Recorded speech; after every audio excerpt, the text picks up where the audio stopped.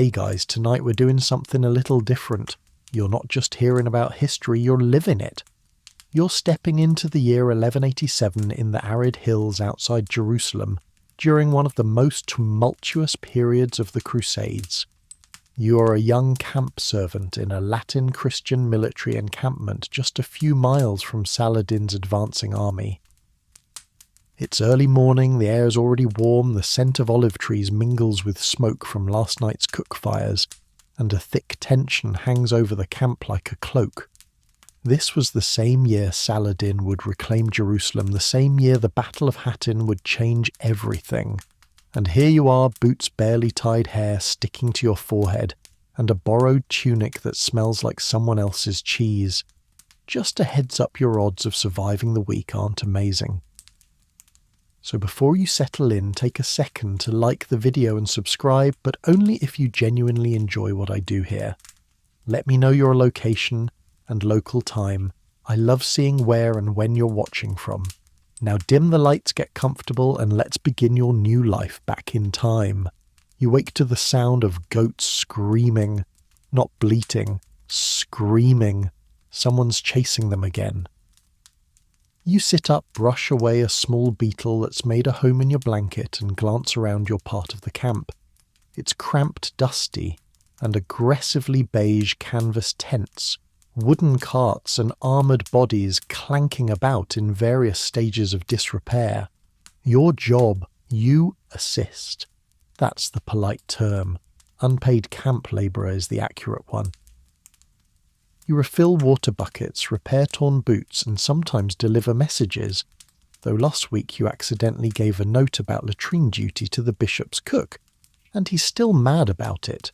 It's spring, which means it's warm during the day and too cold at night, and your only protection against either is a cloak made from a very itchy goat, and the hope that your tent mate won't snore directly into your ear again. You stretch your muscles stiff from sleeping on bare earth. Across the path, a few men are sharpening weapons. One of them gives you a nod. You think his name is Henri, but he might also just be hungry. Everyone's always a little hungry. The camp isn't enormous, maybe 200 men, mostly French and Norman, though there's a smattering of Italians, Germans, and one particularly loud man from Flanders, who insists on singing during latrine shifts. You've learned to block it out. Nearby a knight barks orders. His name is Sir Gervais, and he has a beard that could shelter a sparrow and a temper best described as biblical. You try to stay out of his line of sight, but today he's already spotted you. You boy, he shouts, gesturing with the flat of his sword. Water. Now. Ah, yes. The universal morning greeting. You grab the wooden bucket, dodging a pile of armour someone's left on the path, and head toward the camp's small well.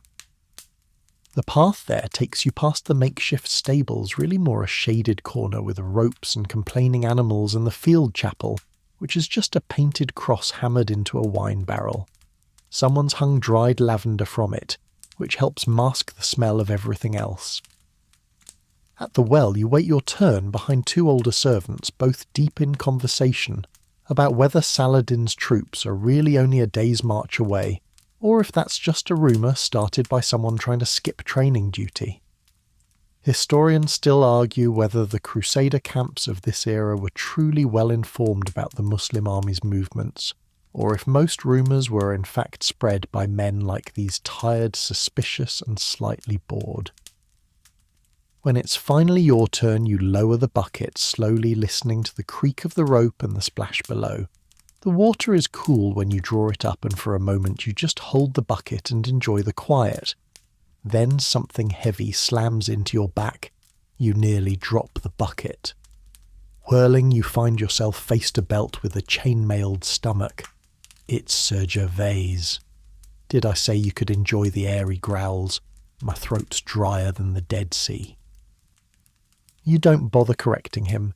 You just nod, mumble something about immediate hydration, and start trudging back through the camp, trying not to spill. As you pass the chapel again, you spot something unusual. The camp cat Gregory, no one remembers who named him, that is sitting on top of the barrel looking smug. Someone's tied a scrap of red cloth around his neck. He now outranks you. Your morning has begun. Sir Gervais gulps the water like he's been parched for days, even though you saw him slurp wine from a skin just before dawn. He hands the bucket back without a word, then tosses you a hunk of bread so hard it nearly breaks your thumb. Breakfast, he says. It's technically food. Dried ration bread, the kind that's supposed to keep for weeks and feels like it already has. It's dense enough to qualify as a weapon in most regions. You gnaw a corner eyes watering slightly. There's a smear of something on top, either cheese or last night's grease polish. You decide not to investigate. You wander back toward the servants' quarter of the camp where the tents are closer together and held up by more prayer than engineering. A few others are already up a boy your age trying to restrap his sandals using twine and cursing quietly in Provençal.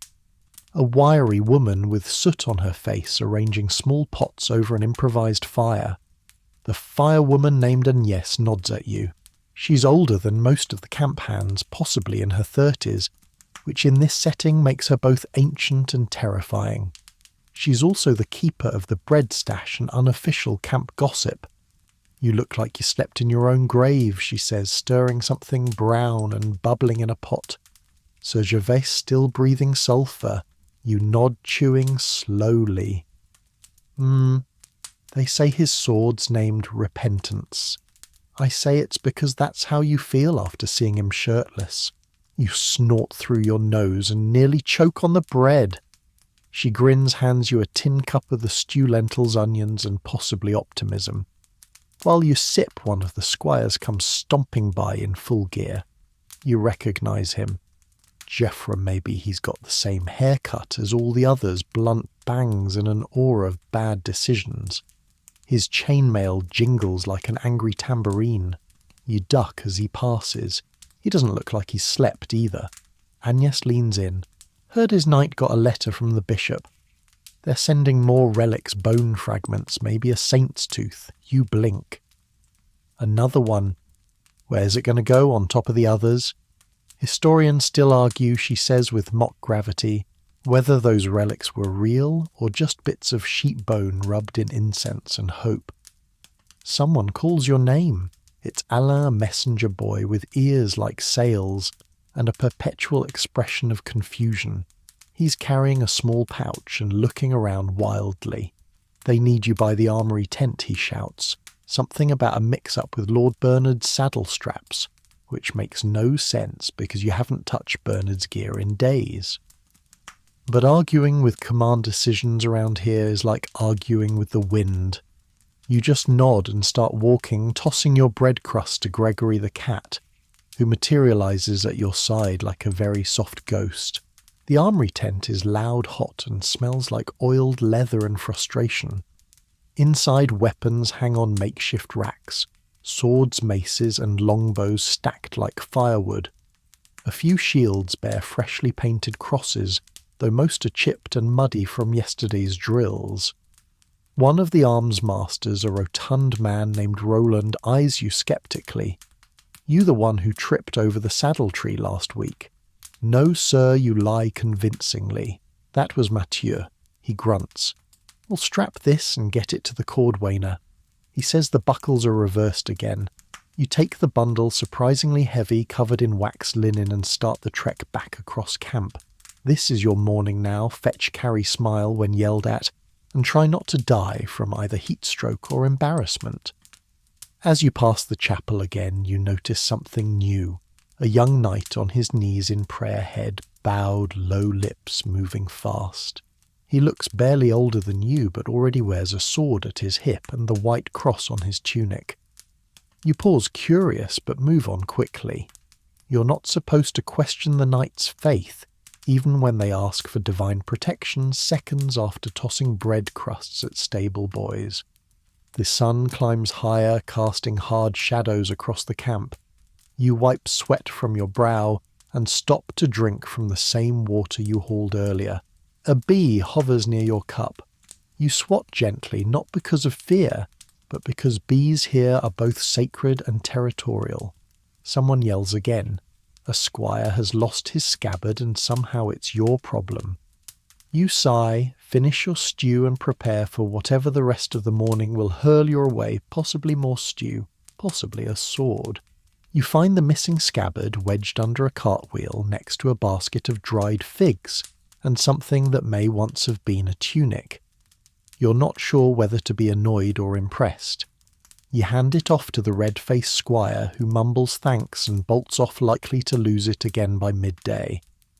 With that handled, you take the rare opportunity to wander toward the edge of camp, specifically the well. Not because you need water, but because that's where the interesting conversations usually happen. The Crusader camp is a crossroads of languages, loyalties, and very bad smells. People speak French, Latin, Greek, and sometimes a rough Arabic that sounds like someone gargling gravel. You've picked up a few phrases here and there, mostly curse words, which in fairness are the fastest ones to learn. At the well, 3 women are filling jugs. One is humming softly, another is scowling at the rope, and the third is saying something about boots. You sidle up quietly, pretending to tie your sandal. I'm telling you, the humming one says they vanished. The boots, right off his feet. More likely he traded them for figs, the second woman says. Or wine. Or both. They were new, the first insists. Imported from Genoa. He said the soles were dragon leather. Historians still argue, the second says with a dry smirk, whether dragon leather is a real thing or just a medieval term for goat hide with attitude.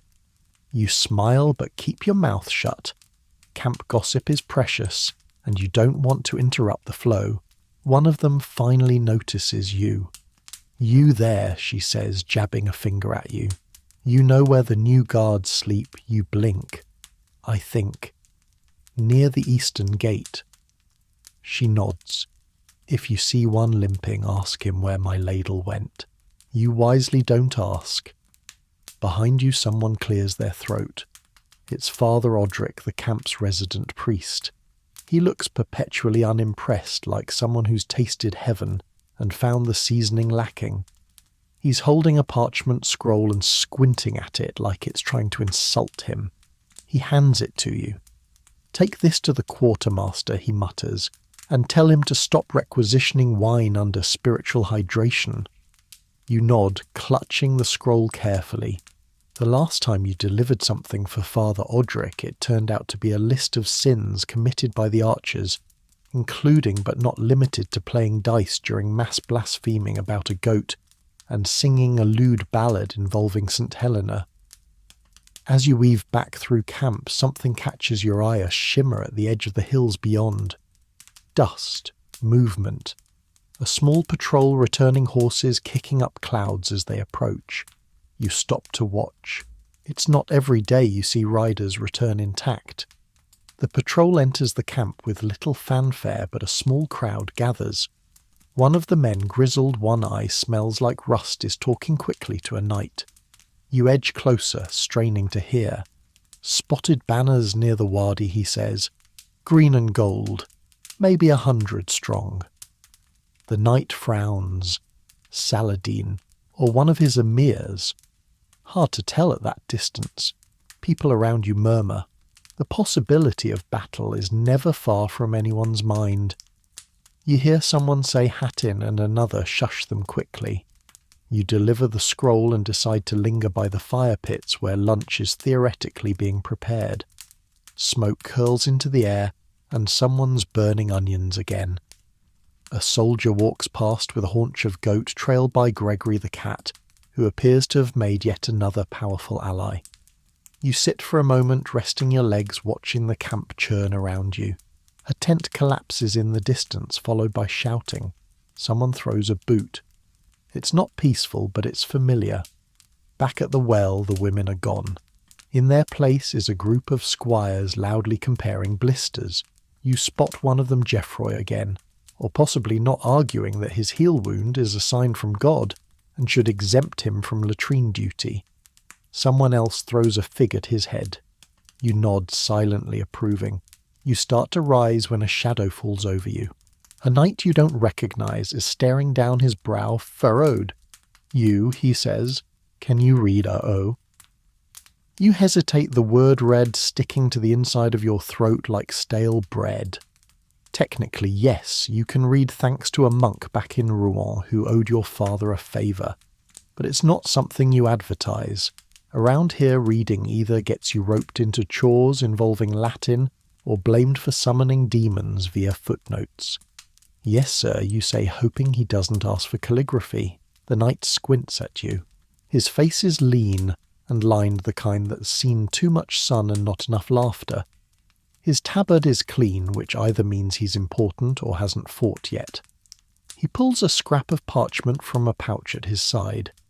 This was found outside the palisade, he says, thrusting it into your hands. Tell me what it says. You unfold it carefully. The ink is faded and smudged in places, but legible barely. You clear your throat and read aloud to the Franks who soil the Holy Land.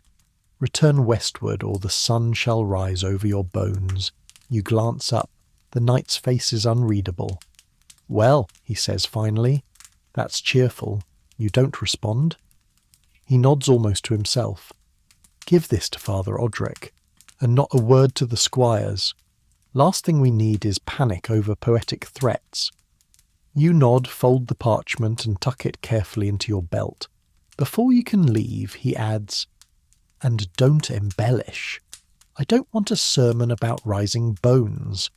Fair enough. You retrace your steps toward Odric's tent, which smells like incense, damp paper, and disappointment. You knock gently against the flap. Enter comes the familiar monotone.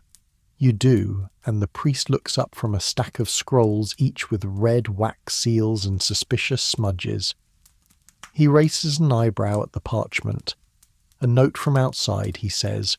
Let me guess, death fire and vague metaphors. You hand it over.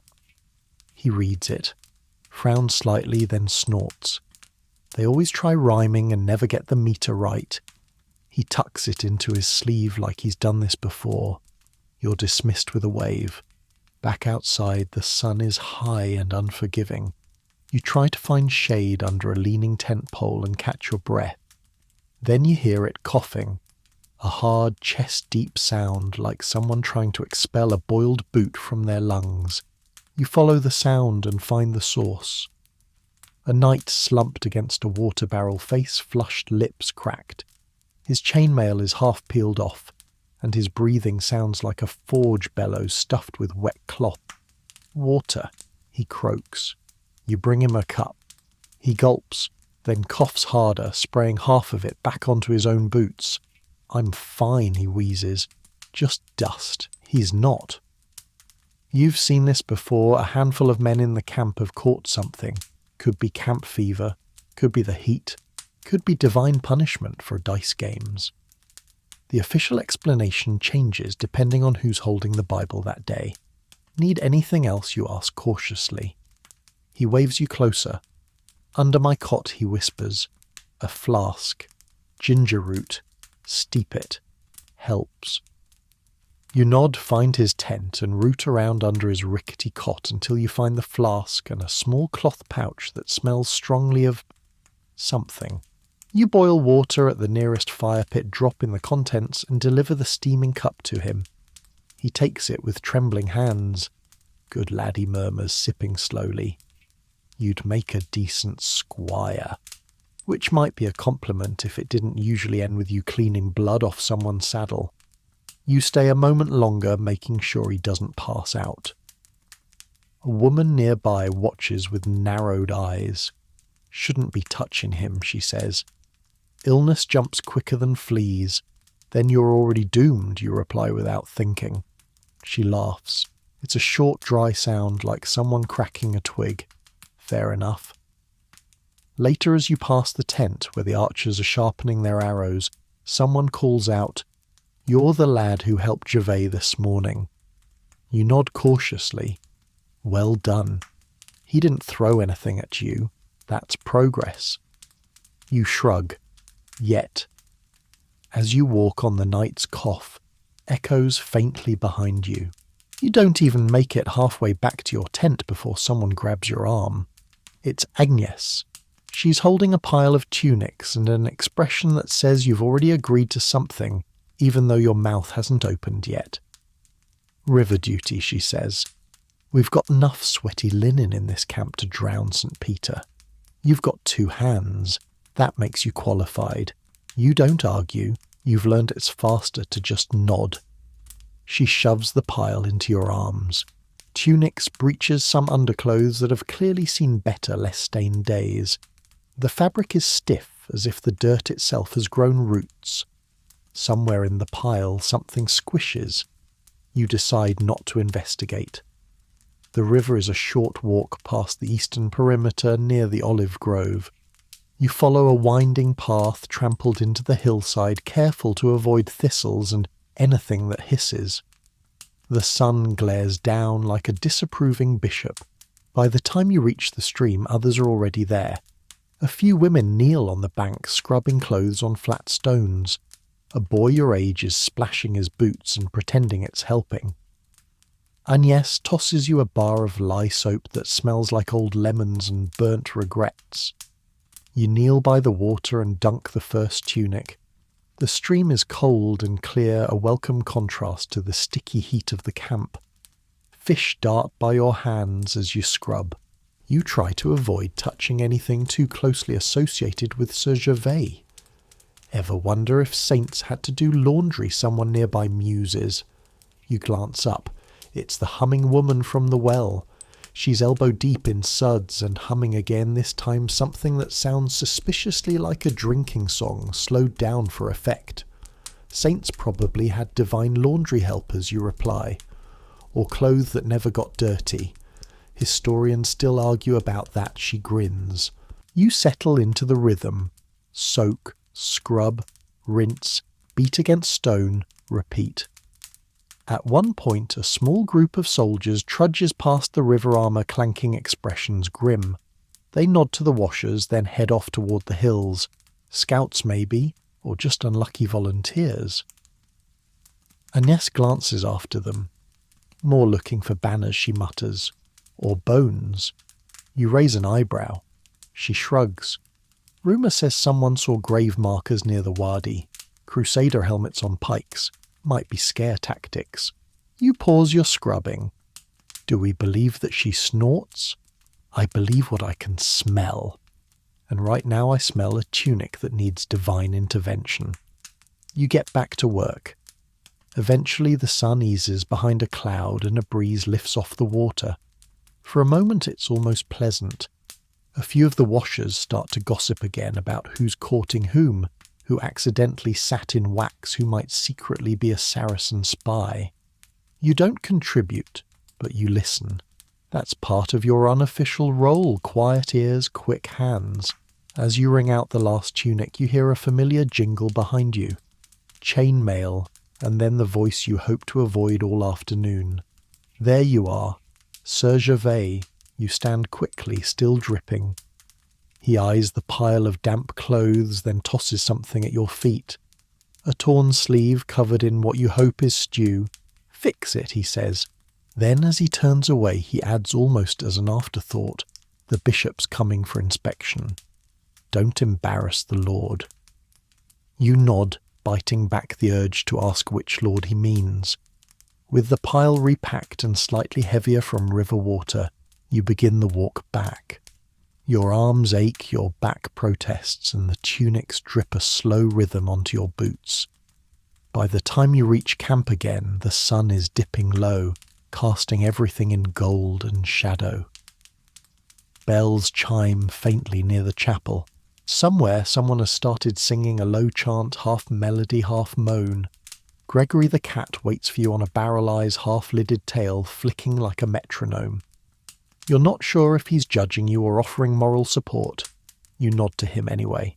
Gregory doesn't respond to your nod. He simply yawns, stretches luxuriously, and rolls onto his side like he's had a much harder day than you. Which is unlikely unless he too was just drafted into emergency laundry ministry by Agnès. You drop the pile near your tent and start sorting through the clothes. Agnès has left a wooden needle and a short length of thread inside one of the sleeves because of course she has. She knows you too well. You thread the needle and begin stitching. It's not elegant work, but you're not trying to win favour with the Duchess. Just stop Sir Gervais from accidentally airing out his elbow during the bishop's visit. You hum softly to yourself the same slowed-down tune the washerwoman was singing earlier. Something about it sticks in your head like resin. You're halfway through your stitching when a trumpet blasts. You flinch, stab your finger, and curse in 3 languages. People around the camp jerk to attention. Some look toward the gates, others upward as though salvation might descend via pigeon. You drop the tunic and jog toward the commotion. It's the training yard. There's a commotion around the practice field, really a patch of dry compacted earth surrounded by stacked shields and makeshift fencing. 2 squires are circling each other with wooden swords, sweating, puffing and grunting like pigs at a banquet. "Who's on the list today?" someone asks. Geoffroy and Michel, replies another. 3rd match. Apparently Michel called Geoffroy a flax-haired donkey last night. Was it a lie, though? You slip into the shade of a tent flap and watch. The squires swing wildly clearly, more focused on impressing their watching peers than actual technique. A knight stands at the edge of the ring, arms crossed, offering nothing but a periodic grunt of disapproval. "You there," a voice snaps. It's the knight, tall, sunburned eyes like chipped glass. "Get a practice sword." "We need even numbers." You blink. "Me? Yes, you. Unless your twin just ran off." You glance around, hoping someone else volunteers. No one does. Gregory is definitely not going to step in for you. So now you're holding a training sword that weighs more than Gregory and smells like it was carved from a log soaked in sweat. You're pushed into the ring opposite a boy with freckles, a crooked grin, and an alarming lack of hesitation. They blow the horn again. He charges. You dodge barely. The sword whistles past your ear and your foot finds a suspiciously placed rock. You stumble, recover, swing. You hit nothing but air. The crowd makes polite noises, half mockery, half amusement. You circle again. This time you feint left, then actually go left because you forgot what a feint is. Your opponent swings too high and your blade smacks his thigh with a satisfying thwack. Owie yelps, hopping back. The crowd cheers. You don't get to enjoy the moment because the knight barks again. This continues for what feels like a week. You land 2 more blows, receive 5, and develop a cramp in a muscle you didn't know existed. The knight finally calls it and claps both of you on the back hard enough to reset your vertebrae. "Not bad," he says. "For a laundress." You try to smile. Your arms are jelly, your legs are noodles, and you're now 80% dust and 20% bruises. As you hand back the sword and limp toward your tent, you spot something disturbing. 3 chickens running in very organised panic across the camp. Chickens. You don't want to ask. You already know what's coming. You shout Anis, appearing like a summoning. They got out again. You're the only one they tolerate. You want to say, "Why me?" Instead you sigh, adjust your cloak and start stalking poultry. You find the chickens near the latrines, which feels like an insult from the universe. They strut confidently as if this is their land and you are the unwelcome invader. One of them, Featherbeard as Agnes calls him, locks eyes with you and emits a defiant bok. You respond with a sigh. Chasing chickens is not noble work. It's not even functional work. But in this camp, dignity is a luxury, and poultry maintenance is somehow under your purview. You lunge. Featherbeard hops sideways, ducks under a rope, and takes off toward the chapel. The others follow. You dart after them, dodging tents, barrels, and a suspiciously abandoned boot. A nearby soldier laughs and offers no help. Typical. You manage to corner 2 of the birds by the chapel's wine barrel altar. One of them pecks at a fallen communion wafer like it's payback. You grab both chickens, clucking protest be damned, and stuff them gently into a spare grain sack. Featherbeard naturally remains at large. You find him perched on the wooden cross that marks the chapel. He looks holy and smug. Before you can try climbing after him, bells ring 3 chimes drawn out and solemn. Mass time. Agnes appears at your side, breathless. "Drop the chicken," she whispers. "We'll get him later. You don't want to be late for Mass." You follow the flow of bodies toward the olive grove just beyond the main encampment, where an open-air altar has been hastily constructed from a broken cart and an embroidered cloth that may or may not be someone's old tunic. You find a spot beneath a low branch, its leaves offering some shade. The camp gathers in murmuring clumps, soldiers, squires, servants, all facing the altar. Father Odric steps forward, raising his arms. His voice is gravel and certainty. This is the land where saints have walked and men have bled, where choices matter. You suppress the urge to cough. A bee buzzes near your ear. The tree bark digs into your back. Around you, few people are fully paying attention. One knight picks at his nails. A boy near you is definitely asleep with his eyes open. Even Father Odric seems to notice, pausing briefly before launching into Latin that rolls over the crowd like soft thunder. Historians still argue whether Mass in Crusader camps was more for faith for morale, or just to delay marching. The bread is passed around. It tastes of dust and reverence. The wine follows. You take a sip and try not to make a face. It's sour like regret in a cup. After the final amen, people disperse quickly like a fog lifting. You hang back a moment, watching Father Odric gather his robes and mutter something about sound-resistant fleas. As you head back, a knight you don't recognise stops you. "You there," he says. "You were fidgeting during the epistle. You freeze." "Sorry, sir." He narrows his eyes, then nods. "Good. It means you were listening." He walks away, leaving you to figure out whether that was a reprimand or a compliment. You return to your corner of the camp to find that Gregory has commandeered your sleeping spot again. He yawns as you approach, and then insultingly turns his back. Agnes hands you the sack of chickens. 2 down, 1 saintly featherhead to go. You groan, but at least you're not alone. You don't get more than 5 steps toward Featherbeard before someone shouts your name again. You turn sack of chickens slung over your shoulder, expecting Agnes with another laundry-based emergency. Instead, you find yourself face to face with a very nervous-looking squire and a monk with eyebrows like twin hedgerows. "Come with us," says the monk, already turning on his heel. "Am I in trouble?" you ask the squire. He shrugs. "Probably," which is not ideal. They lead you toward the centre of camp, where a small circle is formed near the chapel's rear tent. In the middle stands Father Odric, holding a velvet-lined box no larger than a loaf of bread. Next to him, Sir Gervais is pacing like someone whose dinner was just insulted. Behind them, a wooden table, several nervous-looking knights, and one very empty pedestal. Odric sees you and gestures sharply. "There you are. Here I am," you say, mostly because it seems safer than silence. Sir Gervais eyes you like you're a spider he hasn't decided to squash yet. "Tell us where you put it."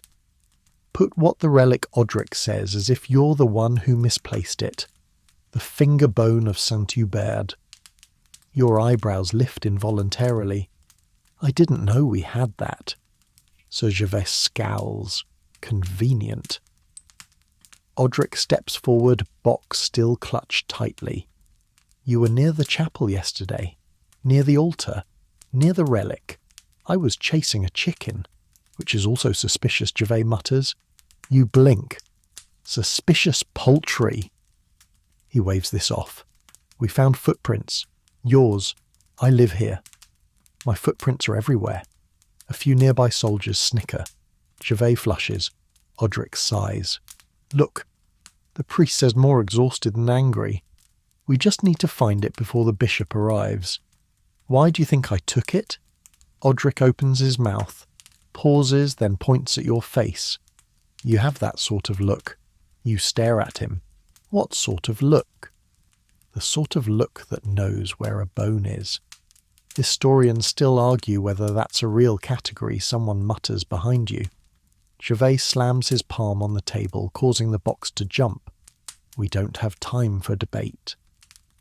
The bishop will be here before sunset, and if we can't present Saint-Hubert's finger, there'll be consequences. You glance around at the small crowd. Some are sceptical. A few look amused. One is still quietly chewing stew. I swear you say hands up, I didn't take it. Then prove your innocence, Odric says. Help us find the real thief. You blink. You want me to investigate? You're already in trouble, Gervais grunts. Might as well make yourself useful. And so begins the most reluctant detective mission of your very underwhelming medieval career. You start with the obvious, the altar. It's simple bare wood. A cloth, 2 candle stubs, and now a suspiciously empty silver stand where the relic was displayed. No signs of forced entry. No suspicious footprints. Just Gregory curled up underneath, grooming his left paw like nothing's wrong. You ask around. A few knights mention seeing a cloaked figure skulking after mass. Others say it was probably just Alain the messenger boy trying to find his shoes again. You find Alain behind the latrine tent digging through a pile of sandals. Did you take a saint's finger, you ask point blank? He looks up panicked. No, I can barely hold a spoon fair enough. You talk to Agnès next. She shakes her head. If I were going to steal a relic, she says it wouldn't be something bony and boring. It'd be one of those jewelled crosses, or the bishop's hat. That thing's ridiculous. You believe her. Eventually you circle back toward the field tents near the supply carts, and that's when you spot it just barely peeking out from under a cloth sack of barley, a glass vial with a finger bone inside. You lift it carefully, then pause. Next to it, feathers. Chicken feathers. You blink, then peer into the darkness beneath the cart. Featherbeard is there. Proud. Untouched. Smug. You exhale, laugh once, and say aloud to no one. Of course. Back at the chapel you present your findings. Odric stares at the bone, then at you, then at the chicken. Gervais's eye twitches. So? The chicken took it, he says. Apparently, you say. Featherbeard may have mistaken it for a snack, or a shrine. Honestly, I've stopped asking. Gregory hops onto the altar and meows as if in judgment. Odric sighs, cradling the relic. Blessed are the curious, he mutters. Sir Gervais glares at you. Go. Do something useful. You go. You still have a chicken to chase. You leave the chapel scene with as much dignity as one can muster after exonerating oneself from a holy bone theft via poultry. Gregory trails behind for a bit, but even he seems to realise this next task is beneath his pay grade. Featherbeard, however, remains at large. You spot him again by the cook fire, pecking defiantly at a lump of overcooked lentils that even the goats rejected earlier. You approach slowly, sack in hand, whispering sweet nothings like you little relic thief and come here, saint snatcher. He stares at you, then bolts again. You give chase again. The chase leads you straight into the supply yard, where barrels, crates and sacks form a chaotic maze. You barely dodge a swinging pot of broth, and nearly trip over a lad carrying what looks like an entire side of lamb. Featherbeard disappears into the organised mess of chaos, and you groan. Before you can resume your pursuit, someone shouts your name. Again, you spin around to see a short, wide man with arms like cured ham waving you over. It's Gerard, the siege cook, and behind him a cauldron of something thick and brown bubbling ominously, and beside that a smaller pot filled with what is unmistakably tar. You're here for boiling duty, he announces. You blink. I'm sorry. You help with food prep and siege prep now. It's what we call cross-training. He hands you a long wooden stirring stick and gestures between the two pots. Left for stew, right for boiling death. You hesitate. Don't mix them up, he adds. Noted. You take your place gingerly stirring the tar first. It bubbles thickly like volcanic honey and smells like a bonfire got into a fight with a pine tree. The stick trembles in your hand as the heat radiates upward. Across from you, another boy is stirring with one hand and eating lentils with the other. Bold. After a while, you switch to the stew, which is at least edible adjacent. It consists mostly of lentils, onions, and yesterday's regrets. You stir carefully, trying to ignore the fact that it has the same consistency as the tar. Want some? The other boy offers, scooping a spoonful from the pot. You eye the lentils. Are those from this morning, or? He shrugs. It's all the same after enough garlic. You pass. While you stir, you hear snippets of conversation from nearby soldiers, mostly about supply shortages, rumours of reinforcements that never arrive, and a debate about whether boiling tar is more effective than dropping stones. Historians still argue, one says between mouthfuls, whether tar ever really worked, or if it just scared people into running away. You keep stirring. Eventually a knight walks over and inspects the pots, nodding solemnly at your work. Don't burn it, he says. Which one, you ask? He doesn't answer. Once the tar reaches the proper consistency, which is apparently judged by how slowly it crawls back into the pot, after your stick lifts, you're dismissed. Your arms are sore, your tunic smells like a bonfire, and the back of your neck feels slightly crisped. You dump the stew stick into a water barrel and make your way back toward the camp edge, still thinking about Featherbeard. You find him perched atop a supply crate, looking down at you like an emperor watching a failed court jester. I am going to eat you, you whisper. He blinks. Then miraculously he hops down. Right. Into the sack. You stare in disbelief, then quickly cinch the top.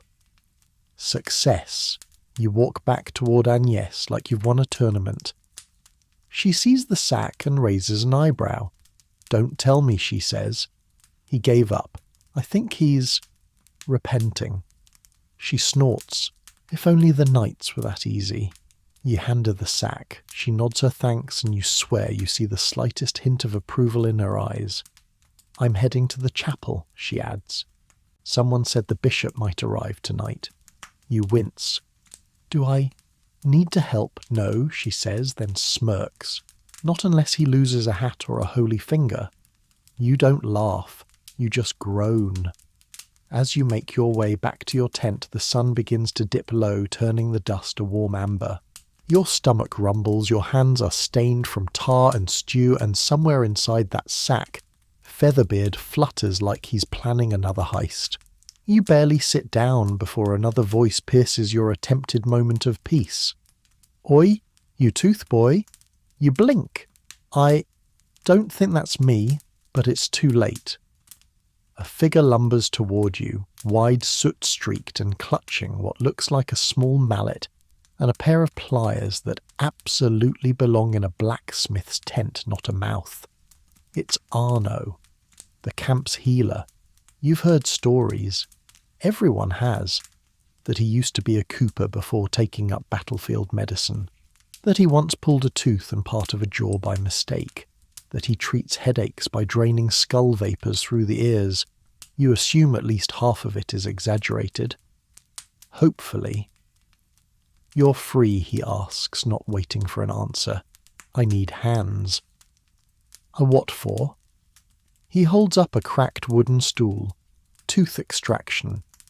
You instinctively step back. You're removing my tooth. No, no, heavens, no. His. He points behind him. A soldier is slumped on a crate nearby, pale and sweaty, clutching his cheek like it's trying to escape his face. He groans when you make eye contact. I need someone to hold his shoulders, Arno says cheerfully. He's got a powerful squirm. You sigh. 2 minutes later, you're bracing the poor man while Arno pries his mouth open with what can only be described as unlicensed carpentry tools. You try not to look, but your ears don't get the same courtesy. There's a crack followed by a noise like a cork being yanked from a bottle full of regret. There we are, Arno declares, holding up a very unhappy-looking molar like it's a pearl. The soldier groans. You're not sure if it's relief or betrayal. Arno drops the tooth into a jar which already contains several others, floating in something that smells like vinegar and cloves. He wipes his hands on his tunic and looks at you with a smile. You ever think of apprenticing, he asks. I have you say, and now I'm thinking of not doing that. He laughs, claps you on the back hard enough to jar your shoulder, and waddles off to find more teeth to liberate. You help the soldier over to a cot, hand him a cup of water, and mumble something vague about resting and not biting anything solid for the next century. He gives you a weak thumbs up. You return to your corner of camp, finally ready to collapse. You don't get far, because Gregory is sitting atop your blanket licking his paw like nothing in the world matters. He lifts his head, meows once, and hops down, revealing a dead beetle and a feather. You choose to interpret it as a gift. You sit, then lie down slowly like a building surrendering to time. Your arms feel like they've been used to churn butter and beat rugs. Your back is a tight line of rope. You inhale deeply and gag. The scent of tar still clings to your tunic, as does the stew. You consider changing, then remember you have exactly one other tunic, and it was last seen near the river, stuffed in a bag that Agnes now controls like a dragon with a linen hoard. A soft whistle sounds in the distance. Someone's practicing signals again. Another knight walks by, muttering about the sun setting on sinners. You close your eyes, then reopen them as a sharp voice cuts across camp. Who took my tent pole? You sigh. Not your problem. This time. You drift for a moment, caught between wakefulness and the warm promise of unconsciousness. But fate and the siege commander have other plans. Rise and shine, saints and sinners, someone bellows. Dummies to the walls. You groan, roll over, and catch a boot to the ribs, not from a person, but from your own supply stash collapsing under the weight of a tilting pole. You scramble upright and look around to find half the camp mobilizing with a kind of exhausted enthusiasm, usually reserved for weddings or fires. You spot Gerard the siege cook carrying what appears to be a stuffed tunic on a stick. What's happening, you ask? Dummy Drilly grunts. We're putting up scare nights again. Make it look like we've got twice the men in case anyone's watching. You follow him toward the outer wall where other camp hands and a few groaning squires are already at work. They're mounting hastily crafted mannequins' shields, sticks, some wearing mismatched boots, and helmets that look like they were stolen from laundry day. You're handed a lopsided torso made of straw and canvas, and told to make it look intimidating. You try adjusting the arms to look like they're mid-swing. It ends up looking like a drunk waving goodbye. Close enough. You hoist it up onto the palisade with help from a grizzled archer named Fulke. Aptly named, you can smell him before you see him. Together you wedge the figure into place. From a distance it might fool someone. From up close it's clearly held together by hope and someone's spare socks. The idea, you're told, is to trick Saladin's scouts into thinking your camp is more fortified than it is. Historians still argue whether this tactic was effective, but the pigeons certainly don't care. They keep landing on the helmets and relieving themselves with disrespectful precision. As you're tying another dummy into place, you overhear two soldiers debating whether this is a waste of time. If they attack, no amount of straw men will save us, one mutters. That's not the point, says the other. It's about morale. Who's theirs or ours? You secure the final knot and step back to admire your work. The dummy next to yours is wearing a cabbage for a helmet. It's unclear whether that was intentional. Gervais stomps past barking orders, and looking like he's 3 seconds from combusting. Make sure the hands are visible, I want to see a forest of fingers. You nod solemnly, then adjust your dummy stick arm to wave more enthusiastically.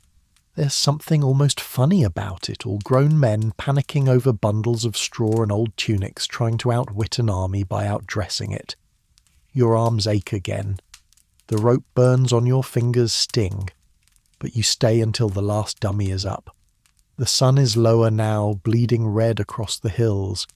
From your perch on the palisade you can see the land stretch out in soft bruised colours. A flock of birds wheels across the horizon. Somewhere distant drums echo, faint, rhythmic, uncertain. You climb down and take a long drink of tepid water. It tastes like hope and mould, which honestly sums up your day. Back at the fire pit, stew is back on the menu. Still lentils, still mystery bits. You eat anyway. A knight passes glances at your hands and says, "You've got straw on your face." You wipe it away and smile faintly. "Better than tar." He nods. Fair point. As darkness falls, the dummies on the wall stand tall in silhouette, unmoving guardians in borrowed armour. They look noble from here, like real men, real soldiers, you know better. But still you feel a little safer. You finish your stew with mechanical resolve, chewing as though each bite is part of a pact with exhaustion. Around the fire pit others are doing the same, gnawing in near silence, too tired for jokes, too hungry to stop. A sudden burst of cheer cracks the stillness. The mail runners have arrived. The camp's small collection of dusty underfed couriers stumbles in each with a satchel of crumpled parchment and damp wax seals. They fan out calling names, tossing letters into outstretched hands like blessings from heaven. You stand suddenly more awake than you've been all day. They call 10 names, then 5 more. Each letter finds a home squire's knight's, even a cook's assistant, who immediately bursts into tears when she reads hers. They do not call your name. You knew they wouldn't. Still it stings a little. You're about to turn back when one of the runners pauses near you. "You," he says, jabbing a finger. "You can read right." "Apparently that's my thing now," you mutter. He hands you a folded note. "Can't read it. Was asked to find someone who could." You open the parchment. The ink is uneven and smudged, the handwriting barely legible. It's addressed to Emile from a woman named Yvette. You glance at the runner. "Who's Emile?" The runner shrugs. "Some soldier in the East tents. Big nose talks about goats." You find Emile exactly where the runner said, leaning against a crate, smoking something that smells suspiciously not allowed. His eyes light up when he sees the parchment, but he quickly deflates. "Can't read," he mumbles. "Can you—" You nod and sit beside him. He leans close, eyes wide, as you begin. "My dearest Emile, you read. I hope this finds you well. The goat had twins once already eating shoes. Mama says they miss you, but they don't say it out loud. Papa built another fence. It didn't work. I miss you more than the river misses rain." You pause, suddenly very aware of the silence around you. Emile is blinking fast, nodding slowly. You keep going. "The cat's still mad you left. She sleeps on your shirt. I don't wash it. Come home soon, or I'll marry the baker like I promised I never would. All my heart, Yvette." When you finish, Emile doesn't speak. He just folds the letter carefully like it's something sacred and tucks it inside his shirt. He nods again and murmurs, "Thanks." You nod back. Then you stand and return to your tent. The rest of the evening drifts by like a dream, half-lanterns, flickering the scrape of sharpening stones, the low hum of distant prayer. You sit cross-legged with your back against a barrel, watching stars appear one by one like timid travellers. Gregory curls beside you, purring like he's been paid to. You think about your own letters. None came. None likely will. You wonder what home would even say if they remembered you. You lie back staring at the sky. Somewhere a squire is trying to sing. Somewhere else someone's snoring already. Emile is probably reading his letter again, even if just from memory. You close your eyes, the sound of camp life softening like cloth over stone, and for the first time in hours, maybe longer, you feel still. You're not entirely sure when sleep started nibbling at the edges of your consciousness, but it's chased away with sudden violence. Up all squires and hands, torches, lit, joust, drill now. You jolt upright, nearly knocking Gregory off your blanket. He swipes at you, then stalks away with a wounded dignity you envy. Around you the camp erupts in chaotic nighttime motion. Boots thudding, armour clanking, curses blooming in 3 languages. Torchlight flares across the yard, casting flickering halos on tents and faces. You stumble toward the practice ring, rubbing the sleep from your eyes, and trying to look less like someone who recently drooled on themselves. "Grab a helmet," a voice commands. It's the same knight from the training field earlier, tall, sunburned, and clearly enjoying your continued discomfort. And this time, keep your footing. You blink. Again. This time you ride. You look to your left. A mule stares back at you with the dead-eyed expression of a creature who's seen too much. Moments later you are on that mule. It is not going well. The torchlit joust is technically a drill, but no one's told your opponent that. He's a young knight in training with a chin that could cleave wood, and a lance held far too confidently. You, on the other hand, are wearing a helmet 2 sizes too large, seated on a mule named Lettuce, holding a lance that's more splinter than spear. "Go," someone shouts. Lettuce does not go. You give her a nudge. She sighs audibly and begins a slow philosophical trot forward. Your opponent is already halfway across the field, aiming his lance like he's in a tapestry. You hold yours out and hope for the best, he charges. Lettuce continues her existential stroll. The lance tip misses your shoulder by a whisper, but the sheer wind of his momentum knocks your helmet sideways. You can't see. You hear a thud, then applause, then laughter. When you finally dismount more like fall, you find yourself on the ground, helmet askew, dignity somewhere in the hay. The knight helps you up, chuckling. "You all right, mule rider?" You nod. You think. "Did I win in spirit?" Someone tosses you a water flask. You drink deeply, then cough someone filled it with mulled wine. A surprise, but not a bad one. You watch the next bout while sitting on a crate, lance across your knees, Lettuce, chewing thoughtfully beside you. The camp cheers, jeers, and bets quietly with beans buttons and broken buckles. Next to you a squire mutters, "Better than drills with Gervais." Everything as you reply. You're about to head back when Sir Gervais himself appears, face like a thundercloud. "You," he barks. "Thought I said to stay out of trouble. I thought this was the trouble you say before thinking." A pause. Then impossibly he snorts. A sound that could be mistaken for a laugh if it weren't coming from a man whose beard has seen war. "Go polish your mule," he says, walking away. Lettuce huffs in agreement. You make your way to the edge of the ring, shoulders, sore boots, heavy ears still ringing from someone's very enthusiastic battle cry. The torches burn low now, and so do you. Back at your tent you collapse, smelling of hay sweat and very faint mule. You smile in spite of yourself. One more joust survived. One more day almost done.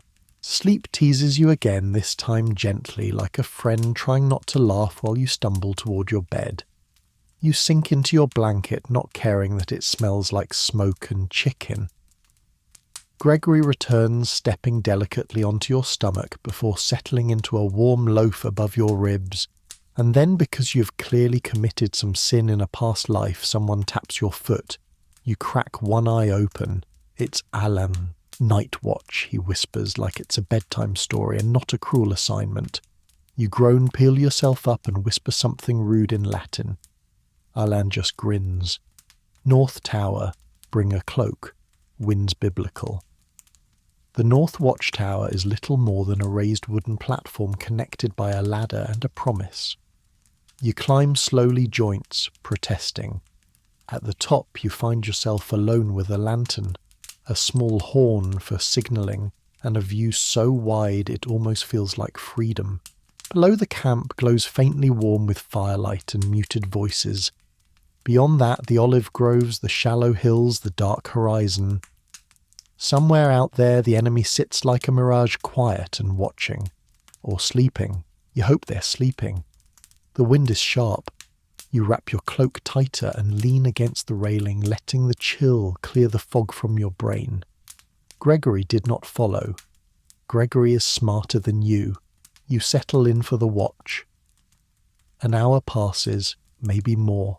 Nothing happens. You practice blinking slowly. Try counting stars. Consider composing a ballad about stew. Eventually your eyes adjust to the dark and the stars expand. The sky is enormous, silent, completely unaware of the anxious creatures below. Then a sound. A meow. You turn. Gregory. You have no idea how he got up here, but he strolls across the platform like he owns the night. He curls near the lantern tail wrapped tightly and starts purring like a soft drum roll. Didn't think cats did guard duty, you murmur. He flicks an ear but does not deny it. You stand in silence together watching the world spin. At some point Alain climbs up with a cup of water and a chunk of stale bread. Trade you, he says, holding up a scrap of dried apple. Deal, you say, because anything that isn't bread is a delicacy. You sit together for a few minutes, munching in silence. Then Alain points. There, he says. See it. You squint. Something flickers on the horizon, a brief distant light, then gone. Campfire, you guess. Maybe, he says. Could also be a trick of the stars. You both say nothing for a while. Scared, he asks eventually. You think about it?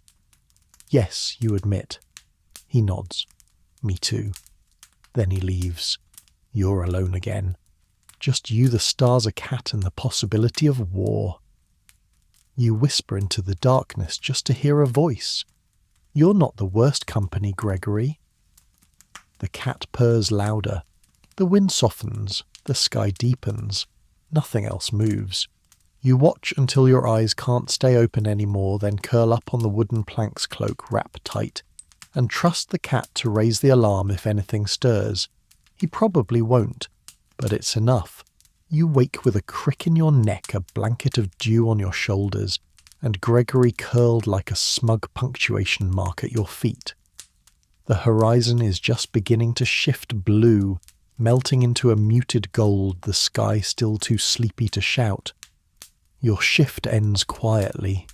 No alarms, no torch signals, no armies rising from the dust.